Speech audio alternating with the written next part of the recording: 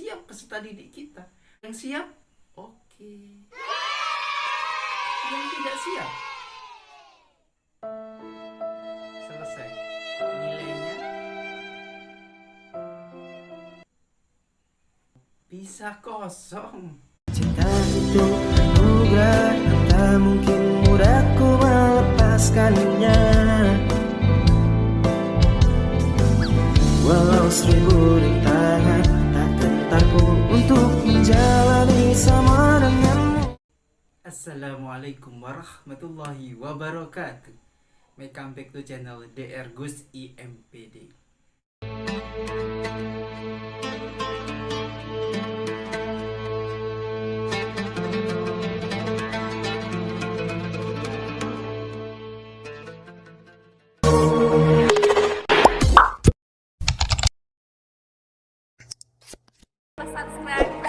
Subscribe, like, and share. Jangan lupa share juga ya. tekan tombol loncengnya. Tekan tombol lonceng. Jangan lupa. Mahasiswa-mahasiswi yang dirahmati oleh Allah Subhanahu wa Ta'ala, di perkuliahan hari ini saya akan menyampaikan tentang syarat-syarat sah evaluasi pendidikan. Untuk itu, tonton video ini sampai habis. Jangan di-skip-skip supaya mendapatkan informasi yang lengkap dan akurat tentang kuliah evaluasi pembelajaran pendidikan agama Islam. Itu kita langsung ke materi.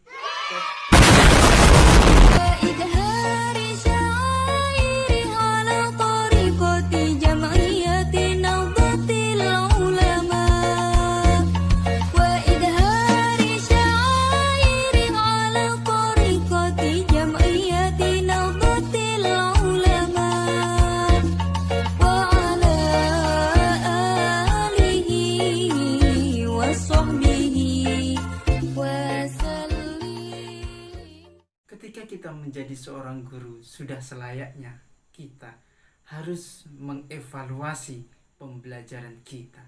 Kita harus menilai kepada anak didik kita, kepada peserta didik kita, supaya dapat terukur dalam pembelajarannya. Seberapa kenaikan proses pembelajaran pada anak didik kita? Signifikankah? Menurunkah?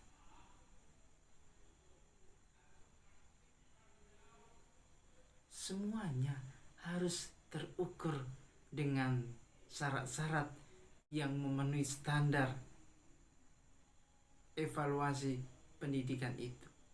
Sebagaimana yang sekarang ini, bahwasanya tahun 2021 ditiadakan ujian nasional. Sasu sayangku tetap dengan saya, sasu cintaku tetap dengan saya.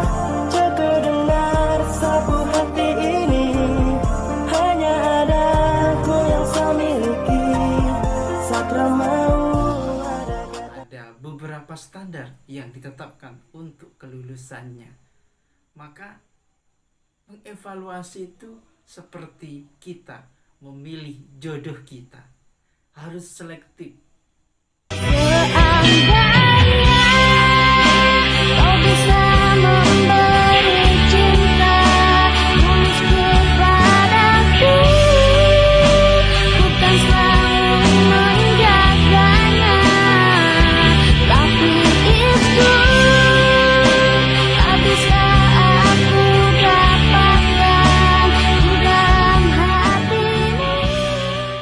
Barangan, tidak bisa bin salah bin lalu menikah, tetapi membutuhkan proses yang sangat ketat untuk mendapatkan yang sempurna versi kita masing-masing. Maka Islam mempunyai standar yang jelas di dalam pemilihan jodoh.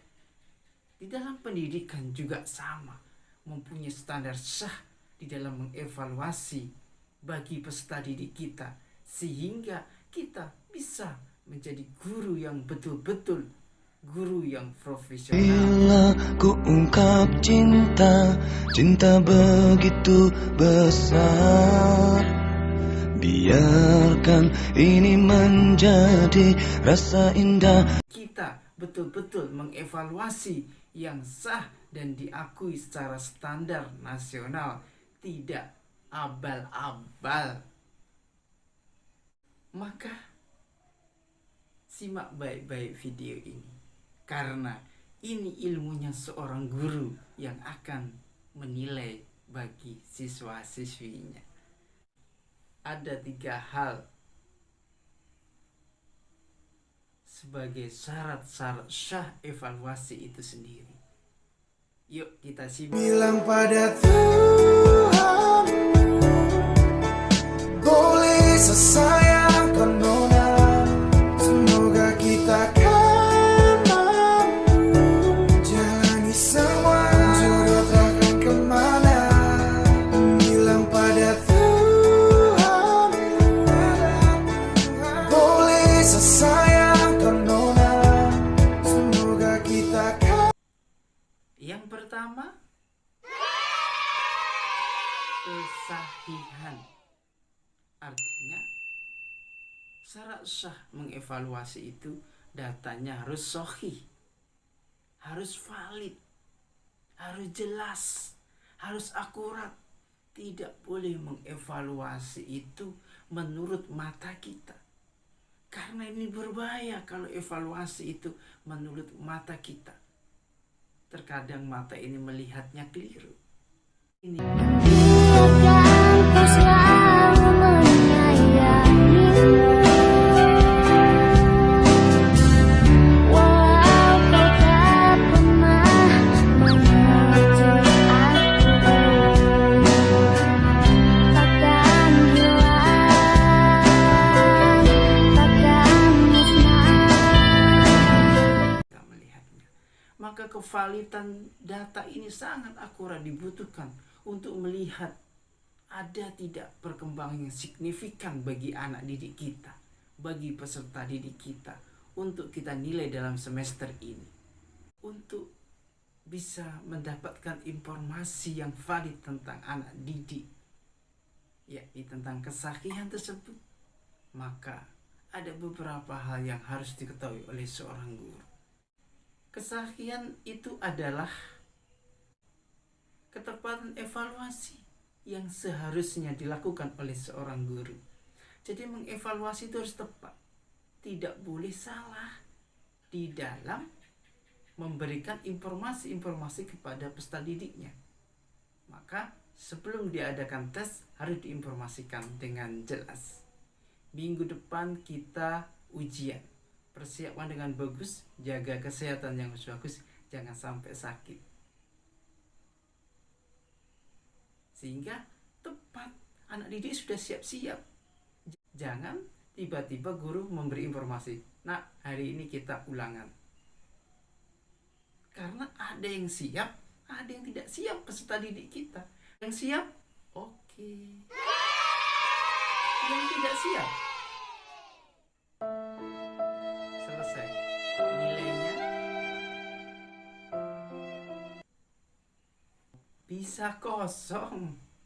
Untuk itu harus tepat memberikan informasi untuk mendapatkan kesahihan di dalam proses mengevaluasi itu sendiri. Selanjutnya, yang kedua adalah keterandalan, konsisten di dalam pengukuran bagi peserta didik.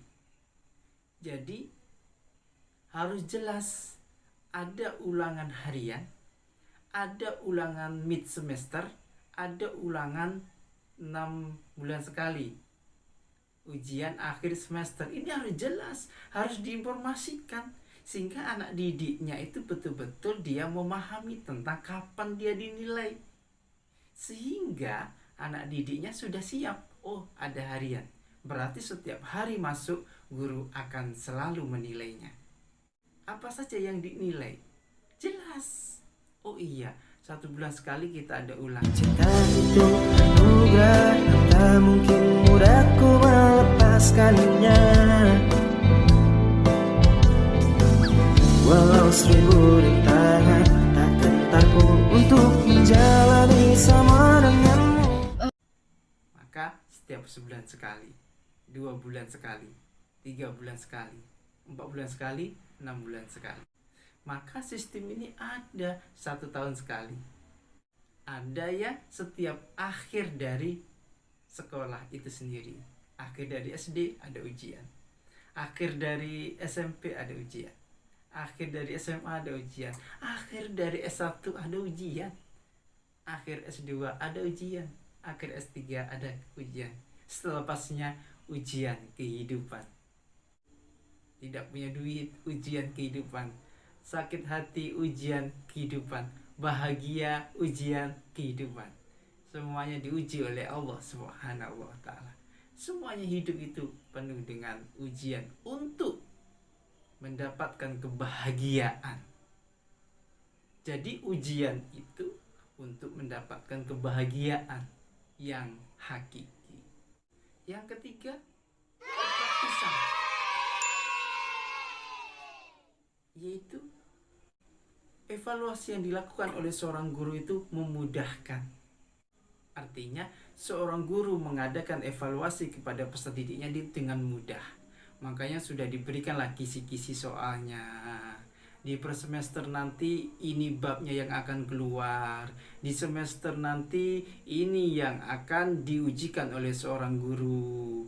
Itu semua sudah diberikan kemudahan-kemudahan bagi peserta didiknya untuk terus menyiapkan ujian-ujian di dalam proses evaluasi pendidikan itu, sehingga anak didik tidak ada yang dirugikan, tetapi diuntungkan dengan adanya kepraktisan itu sendiri. Sehingga ketiga hal inilah yang dilakukan oleh seorang guru. Pujaan hati setiap malam aku berdoa kepada Sang Tuhan, berharap cintaku jadi kenyataan agar ku tenang meniti kehidupan. Di dalam mengevaluasi pendidikan itu sendiri.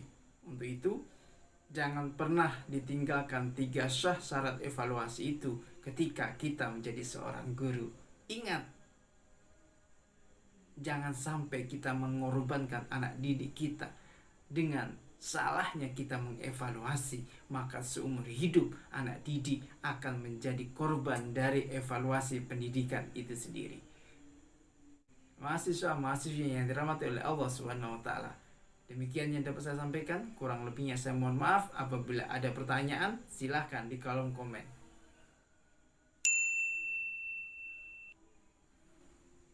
Nanti akan saya jawab satu persatu di video berikutnya.